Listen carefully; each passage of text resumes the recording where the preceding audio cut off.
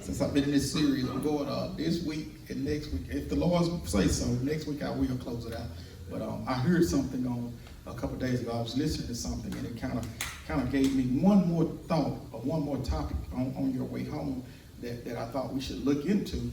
And Deion Sanders, I was listening to Deion Sanders. He was doing an interview, and something caught my attention, what he said. So I kept rewinding it till I wrote it down, or I texted it to myself. And this is what I said: on your way home, we understand that next week, if the Lord's willing, we don't understand that there's two homes that we can go to. So I was listening, and I was thinking about something that Deion said. Deion said, when God calls you collect, will you accept the charges? Y'all don't hear me. When God calls you collect, will you accept the charges? And myself, my thinking, I said, it's gonna cost you something. Y'all don't hear me. See, when you get a collect call, the day to say, do you accept? Y'all ain't with me. See, when I don't know how many of y'all done called from jail or called from overseas or called somewhere, and you had to call collect. Hold on, let me go back. Let me take you back to the payphone time. See, with payphone, if you didn't have no quarters, you could call collect, and then people would have to accept. Y'all ain't with me. See, sometimes, payphones ain't no more, and I understand that going way back. And when you say a payphone, some folks don't even know what that is. But back in the day, they used to have a phone that would take quarters, nickels, and dimes. Come on, somebody. And it would take those things. If you didn't have no money, it was a way that you could get the operator, and the operator would dispatch to the other people and say that they don't have no money, but this call is going to cost you if you accept the charges. Come on, can I help y'all? I'm just trying to tell you that on your way home, we have to understand that we have to accept some charges on our way. I was looking at Romans chapter 3, verse 23. For all have sinned and came short of God's glory. So I understood that I had to accept some stuff. When God called me, I had to understand that I'm just a sinner saved by grace. Come on, somebody. And when I understood that on my way home, that while I was accepting the charges, that I understood that God told me that, baby, that all of us have sinned. Now, hold on, let me help you. I'm talking about since I've been saved. See, sometimes we have to tell the people that since you've been saved, you have said some stuff that you ain't had no business saying. You have done some stuff that you ain't had no business doing. Since I've been saved. So when God goes toward the God, I say, Lord, good God Almighty. Sometimes a lot of us, and listen, let me help y'all. I got to stop right here, because a lot of my friends say, well, soon when God gonna call me like he called you. Come on, somebody. I said, he's calling you now, but you are not accepting the charges. Come on, somebody. Hold on. See, what you got to do is, let me tell you how smart God is. God, I don't know how many of y'all, maybe I have had to call from the jailhouse a few times. And what I do is, you call some folks, you know they ain't going to accept. So you tell them what you want to hear, and that's your name. Hey, I'm down here in the jailhouse. Hey, I'm just going down there to my bunch. Hold on. So what God does is, he call you collect, and he tell you, hey, I'm sick, I'm feeling fine. You better come on in. Come on, you remember that bullet down, gunshot, and he's calling you, and you won't accept. But since you picked up, come on, somebody, what God is saying is, you picked up the phone, you hear what I'm saying, but then when the operator gets through, you hang up the phone. So what God is doing is, hey, come on, y'all, I know that gunshot. I didn't even know you were drinking drunk last week. Now you don't remember how you got home. And he said that right quick to try to make you come in. But what you do is, even after the conviction, come on, how many of y'all know that sometimes what happens is God be talking to us like he's talking real fast. He got to say it real fast because he knows if I don't say it real fast that you ain't going to listen to the point. I know that you ain't going to accept. Come on, somebody. So what happens is we go to church on that following Sunday. We may go because the bullet almost shot us. We may go because we didn't get the DUI, but somebody else did. We may go because that car right ahead of you had an accident. We may go because God is calling you, but you are not accepting the charge.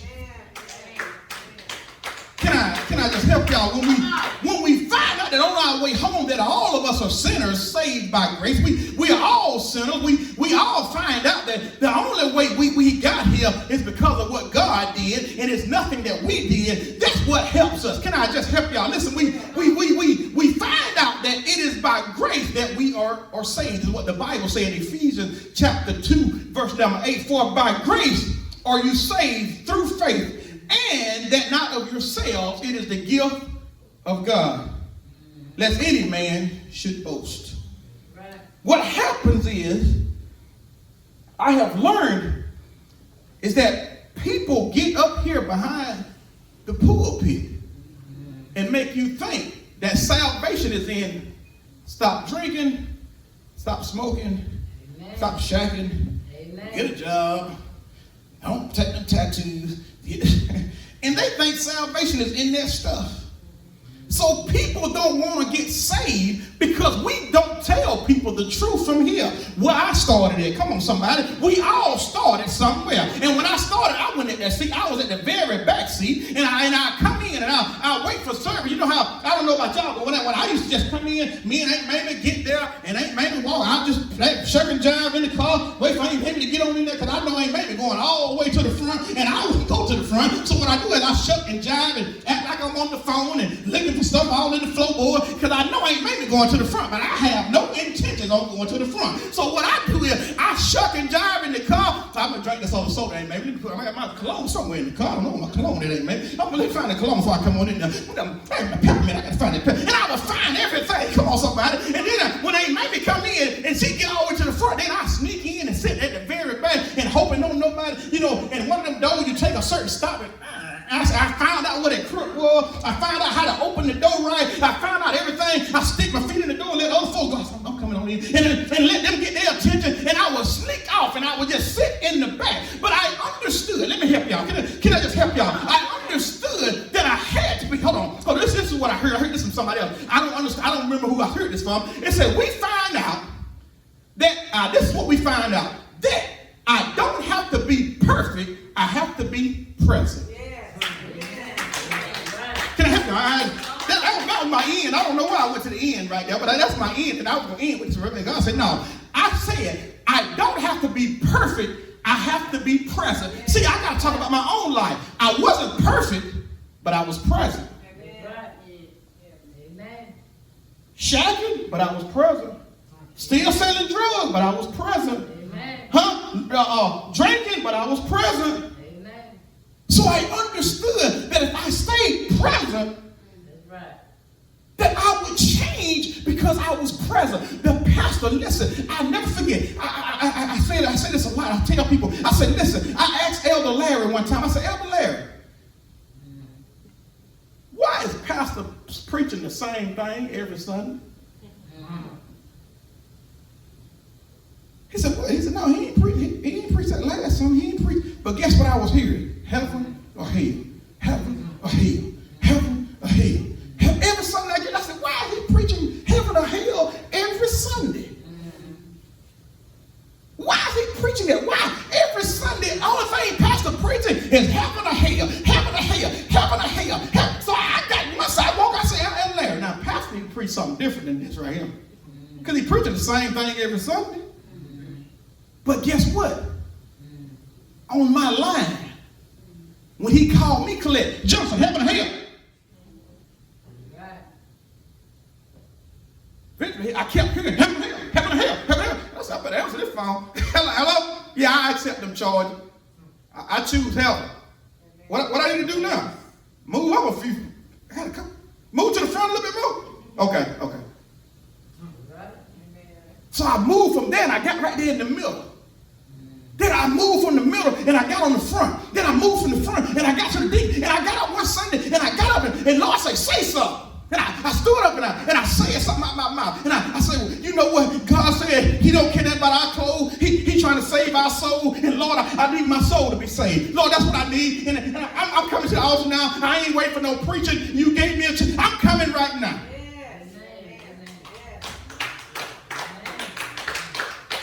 So I found out that I didn't have to be perfect, that I had to be present. And what people are thinking is, they thinking they have to be perfect, but if you are not present, you don't even understand what perfection is, because you ain't even present. You can't even get a chance to hear a word. You get there and you can't hear. You don't hear the call. You don't understand what's going on. So you will get there and everything that the preacher is saying, you don't understand. So you're on your phone. You're looking at this and you're doing that and you're doing this. And God is saying, I've been calling you. So when God calls us collect, will we accept the charges? Will we be able to stand up there and say, Lord, I know. And listen, I'll never forget, I asked Elder Larry, Me and the other lad were sitting there talking, and I was shacking at this time. Me and my middle son, mama, we up in Montgomery, we sharpened, and we doing all this. And I was just so convicted. And I said, you know what? We either going to get married, and I go back, listen, and I go back. And Lord knows I did. I go back, and I try to tell her, we got to get in the church, and we got to do this right here. We got to do this thing the right way. We ain't going to be perfect. We young, but we just can't keep going down this road. And she said, I'll never forget, I used to say this all the time when I first gave my life, and I first got saved, and I used to say it to her. And she said, I'm tired of hearing you preach this same old sermon. You say the same thing. I said, but one thing about this one, it's different. I'm leaving. I'm moving out. I ain't gonna keep shacking. If you don't want to get married with me, then I'm gonna move out. I'm going back home. I'm moving out. I didn't go back home. I moved in with one of my friends, her cousin. Me and him moved in together, and I moved in with him because I said I gotta change. It's gotta be something. If God done did all of this for me, I gotta do a little something. Come on, somebody. So I started moving a little bit towards the right direction, and I started to keep moving, and I kept on moving in the right direction. So what happens is we tell folks salvation come in stopping this and stopping that. No, salvation come in just being present. Find John 14:3, I believe it is, or 15:3. Find one of them, somebody. Somebody find 14:3, and the other person find 15:3, and one of them gonna be the right one. Now, how about this? Let's just go right there. We'll go with that. But somebody find 14:3, and the other find 15:3, and one of them gonna be right. Let's try. Which one you got? I got 14:3. Let's try 14:3. If I go away and prepare a place for you, I will come back and see you to myself. That ain't it. It's got to be 15:3. Anybody got 15:3? Now you are clean through 15:3. That's it. the wind in which I have spoken after you. So you are cleansed through the words which I have spoken unto you. You are cleansed through the words which I have spoken unto you. You are cleansed through the words which I have spoken. But when I found that, I said, you know what? I had to be present to get clean.